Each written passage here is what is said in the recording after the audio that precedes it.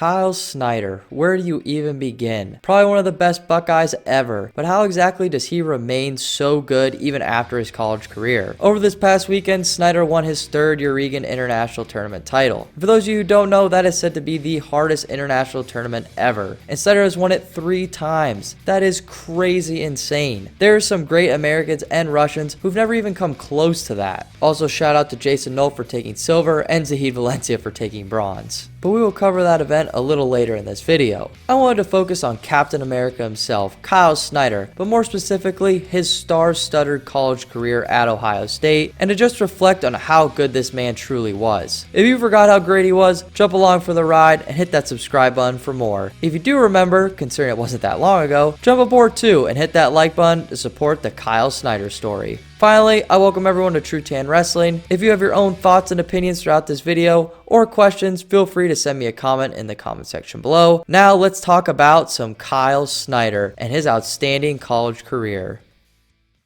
Before Ohio State, Kyle Snyder was easily one of the top recruits, if not the top recruit of his class. He was a Maryland wrestler where he racked up an impressive 179-0 record his first 3 prep years of college. That doesn't even consider a senior year, that's crazy. And then his senior year, he decided to train at the Olympic Training Center and forego his final season of high school, which is a pretty big commitment for a high schooler. This move to the Olympic Training Center clearly got him ready for the big show at Ohio State. He started right away his freshman year in the 2015 season, and he was great for the Buckeyes. He took a few lumps like placing 3rd at CKLV, which is still amazing for any freshman to do, along with not winning his Big Ten title his freshman year, but losing a very solid Penn State 197 and All-American McIntosh. However, this would set up a Cox from Missouri versus Snyder semifinal at Nationals in the 197-pound weight class. Jaden Cox was the returning national champ for the Tigers, and Snyder would take him out 3-2 to make his first NCAA Finals appearance as a freshman. Unfortunately, he would get tossed and pinned by Gadsden of Iowa State in the finals, but overall, great true freshman year, and I think this loss really helped him improve in the big picture. Ohio State also won it all this year, and the NCAA landscape was just great, so all in all, a great start to a legacy, regardless of the finals loss and the dramatics that happened during it. Not to get sidetracked because this is just a college retrospective, but I'll talk a little freestyle throughout because it is really hard not to with Kyle frickin' Snyder. Entering into his freshman year summer after the 2015 season, he would make his first world team, being Olympic gold medalist Jake Varner. This definitely got people's attention, but he did one better by winning a senior world title, becoming the youngest American ever to do it, and that basically changed everything for Kyle Snyder from that point on. Entering into the 2016 season, Snyder was expected to take an Olympic red shirt to prepare for the Olympic Games. For those who don't know, based on certain qualifications, NCAA athletes can use a redshirt to take a year off from athletics to train for the Olympics. This also does not count for a regular redshirt. However, plans all changed when sometime after the midpoint in the season, Snyder left redshirt and decided to compete for an NCAA title. I believe this was to help the Ohio State team. Even though Penn State ran away with it this season, Ohio State was still building a banging team in the works. The other big reveal that he would be turning and bumping up to heavyweight so it would not affect his weight plan in freestyle. He only went 11-0 in the year, but won his first Big Ten title and beat some serious studs throughout this short season. He beat Desi of Oregon State, who would go on to All-American, and is the Canadian representative for their national team, along with beating Adam Kuda Michigan, who would also become a multiple-time All-American, and we'll cover him a little bit later in the video. And he also beat longtime Virginia Tech stud Ty Walls, who also wrestled at the Eureka this past weekend, fun fact. Now, the obvious person I am clearly forgetting to mention is Nick Gwiazdowski for NC State, who would also go on to have great heavyweight success on the international level, bringing home a few world international medals. Also, to add on some beef to this 2016 storyline, Gwiazdowski was going for his 3rd national title, and this instantly created hype for a super match of the century, and it all came down to Snyder versus Gwiazdowski in the final match of the NCAA tournament, probably being the most watched NCAA heavyweight match ever, but I'm just speculating on that, don't take my word for it. Gwiazdowski would have the lead for a while in this match, but Snyder would dig deep late and won the match, beating the 2-time champ to be crowned for the first time as an NCAA champion for the Ohio State Buckeyes. It is interesting to note that Gwiazdowski beat Tony Nelson of Minnesota when he was going for his 3rd title, and then it all came full circle with Snyder beating Gwiazdowski going for his 3rd title. So would the same happen to Kyle Snyder when he would go for his 3rd title, because the numbers would definitely add up for that? Well, let's keep trucking along and find out. Snyder once again had another amazing summer, winning the freaking Olympics as a soon-to-be junior in college. You know, just a typical junior summer in college, just winning the Olympics. The sky was truly the limit for Snyder in these last 2 years of his college career, and for the remainder of his freestyle career, of course. This year, Snyder was easily the guy to beat, and he cruised to another national title this season, beating Medbury of Wisconsin in the finals of the NCAA's and Big Ten tournament to secure both titles. Medbury of Wisconsin was a studded heavyweight, don't get me wrong, but Snyder was just on another level this season. He would finish his junior year in 2017 with a 17-0 record, being a 2-time Big Ten champ and a 2-time NCAA champ, preparing for his final season with the Bucks, and their 28 team was loaded to say the least, with several All-American and national championship threats, being the favorite to win it all the entire season. Honestly, the fact that they didn't win it all still blows my mind to this day, and let's not forget to mention that Snyder's title was not just handed to him like the previous season, like some would have predicted. An amazing upset I bet no one saw coming except for, well, Adam Kuhn, was during the Ohio State versus Michigan duel, which was fire by the way, where we saw Adam Kuhn returning from his red shirt to knock off returning national champ Kyle Snyder in front of a home Michigan crowd. This was crazy, and I remember just being speechless at the time.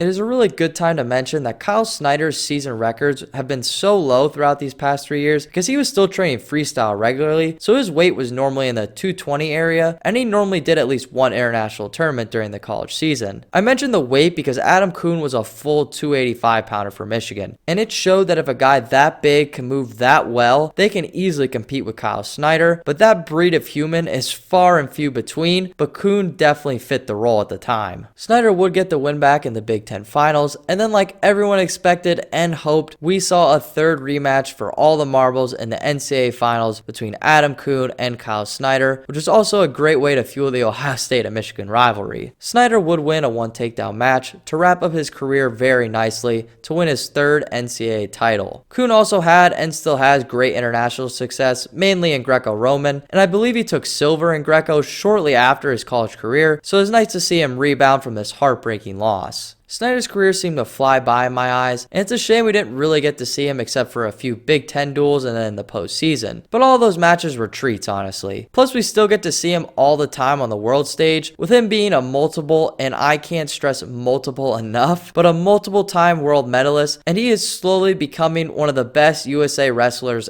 ever. He recently won his third Eurasian, like I mentioned in the beginning of this video, which is no easy feat. This tournament normally has several Russian wrestlers enter the field, and normally Russia's top 3 or maybe even top 5 guys are studs and ranked internationally, so it easily deserves the toughest tournament title in the international scene. Unfortunately, Snyder's rival Sajalayev, who has beat him several times now in the past World Finals, was not there to compete with Snyder, but that was not super surprising news considering he normally only competes at the World Championships. Fortunately for us, we get to see Snyder wrestle in domestic tournaments, international tournaments, a couple times throughout the year, so that's really exciting as a wrestling fan. It was super exciting documenting such an awesome college career, and it's even better when they go on to have such great freestyle success, and in Snyder's case, he did it during college, and he's still going, and he is easily a top 3 medal favorite every year at the world stage and at the Olympics. But with all that said, thank you all very much for watching, and if you have your own recommendations for retrospectives, let me know in the comment section below. I'll eventually get to them. I know this was a shorter video, but I hope you all still enjoyed it, and it was on a great topic. However, if you want more of these retrospectives, I've done a Darian Cruz one on my channel, and I recently collabed with FANCO, and I highlighted the career of RBY so far, so go check that video out. I'll leave a link in the description below. And now, with all that said, take care everyone, and I will see you in the next one.